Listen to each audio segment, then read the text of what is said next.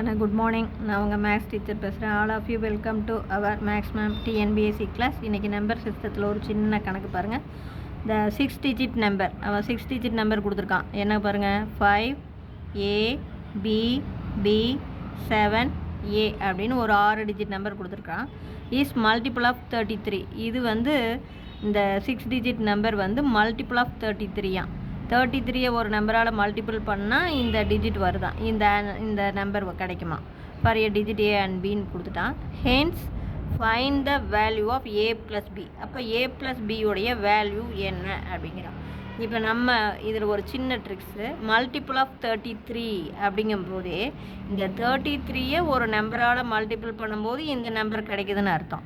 அப்போ இந்த multiple of 33, இந்த 33 எதால் டிவைட் ஆகும்? 3ஆல் டிவைட் ஆகும், 11ஆல் டிவைட் ஆகும். அப்போ இந்த கொடுத்துருக்கிற நம்பர் எழுதிக்கலாம். 5ABB7A. இது 3ஆல் டிவைட் ஆகும். அதாவது மல்டிபிள் ஆஃப் 30, இந்த நம்பரு மல்டிபிள் ஆஃப் 33 அப்படின்னா கண்டிப்பாக இது 3ஆல் டிவைட் ஆகும். அப்போ 3ஆல் டிவைட் ஆகணும்னா இந்த எல்லா டிஜிட்டையும் கூட்டணும்னா அது 3ஆல் டிவைட் ஆகும். அதாவது என்ன, ஒரு ஃபஸ்ட்டு குழு 5 + A + B + B + 7 + A. It is divided by 3. இதுதான் ஃபஸ்ட்டு குழு. அப்போ நம்ம இதை கூட்டும்போது பாருங்கள், இங்கே 5, இது 7, அப்போ 12 plus A 2A, A 2 times வந்திருக்கனால 2A ப்ளஸ்ஸு B அதே மாதிரி 2 டைம்ஸு 2B. இது வந்து நமக்கு கண்டிப்பாக எதால் டிவைட் ஆகும்? 3ஆல் டிவைட் ஆகும். இது அப்படியே இருக்கட்டும்.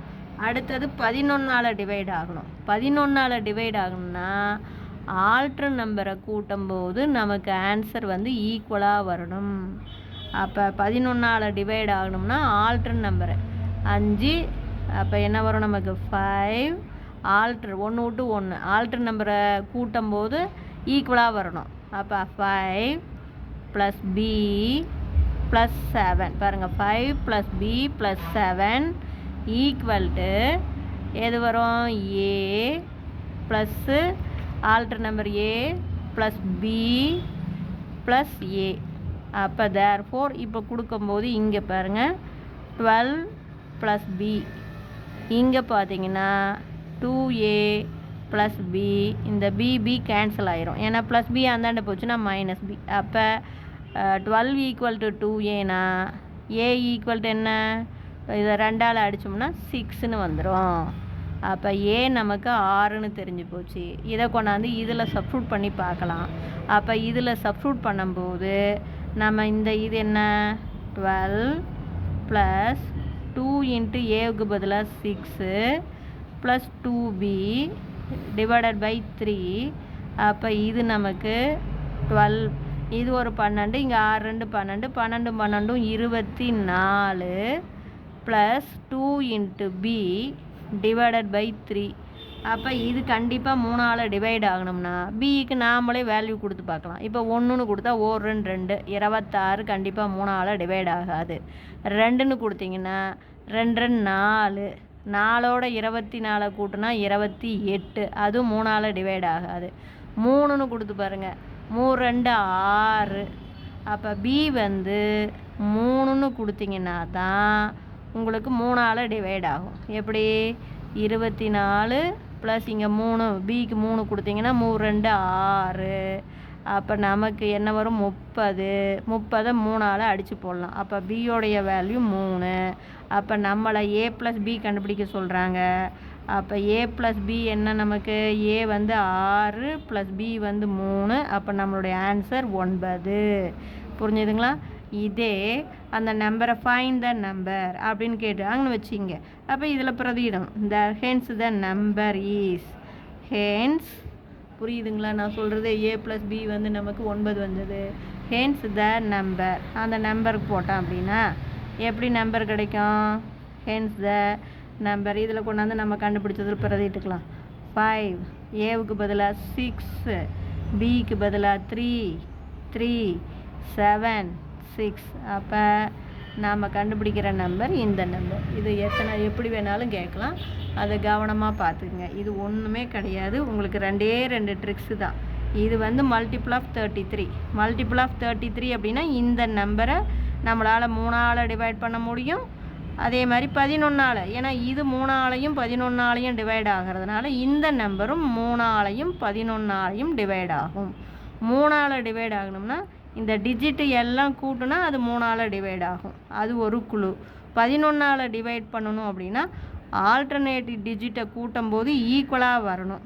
அப்போ ஆல்டர்னேட்டிவ் டிஜிட்டை கூட்டும்போது ஈக்குவலாக வரதுலேருந்து ஏவை கண்டுபிடிச்சி அதிலிருந்து இதில் பிரதிக்கிட்டிங்கன்னா பியை கண்டுபிடிச்சிக்கலாம். இவ்வளோ தான் வேல்யூ. இப்போ புரிஞ்சுதுங்களா?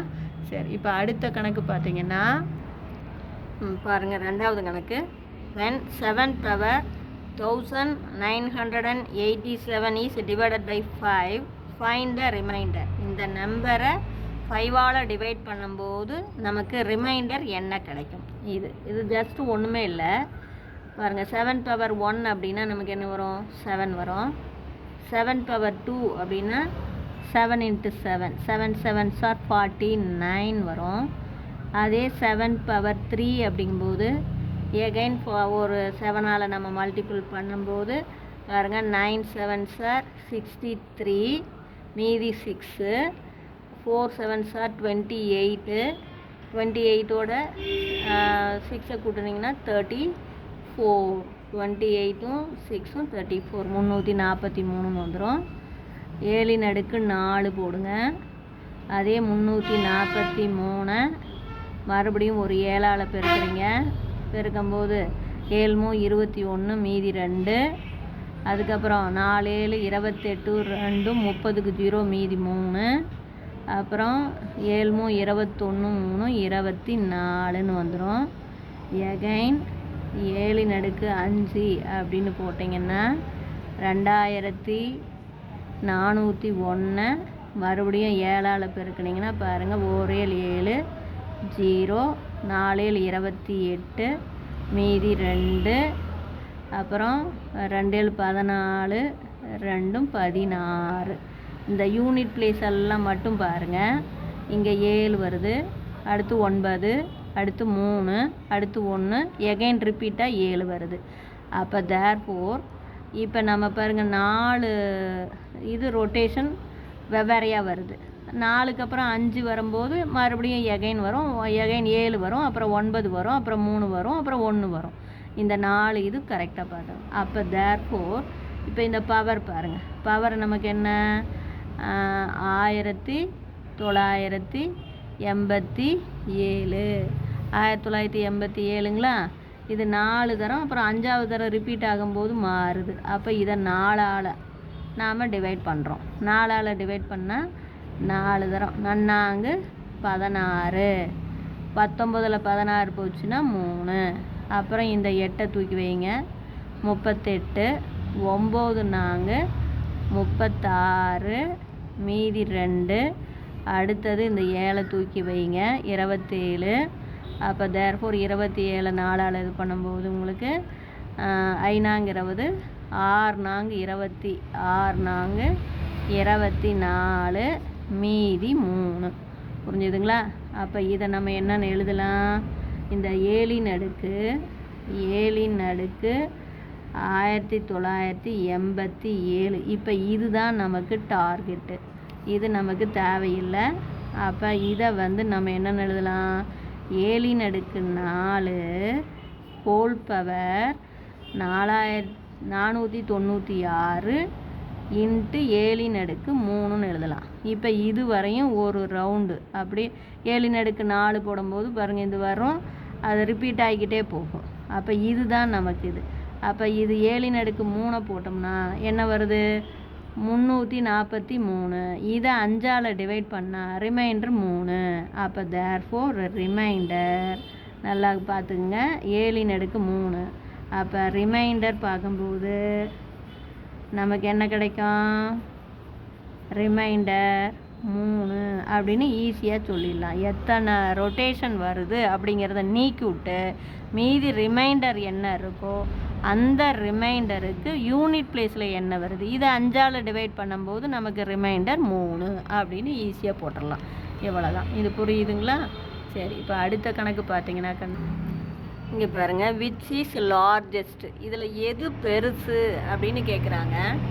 ஒன்று 10^10, இன்னொன்று 2^10 ஹோல் பவர் 5, இன்னொன்று 5^10 ஹோல் பவர் 2, இன்னொன்று 4^5 ஹோல் பவர் 4. இப்போ ஒன்றும் இல்லை, இந்த 10^10 அப்படியே எழுதிக்கலாம். இதை நம்ம ஜஸ்ட் மாற்றி எழுதுகிறோம், இந்த 10 வெளியில் கொண்டு போயிட்டு. அப்போ 2^5 ஹோல் பவர் 10, அதெல்லாம் 10 வெளியில் வர மாதிரி. அதே மாதிரி இதையும் 5^2 ஹோல் பவர் 10.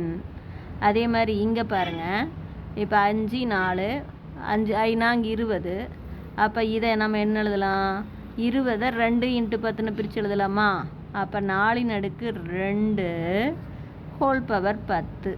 20 2 10 20ன்னு பிரித்து எழுதுகிறேன். 20 அதே தான் எழுதுகிறேன்.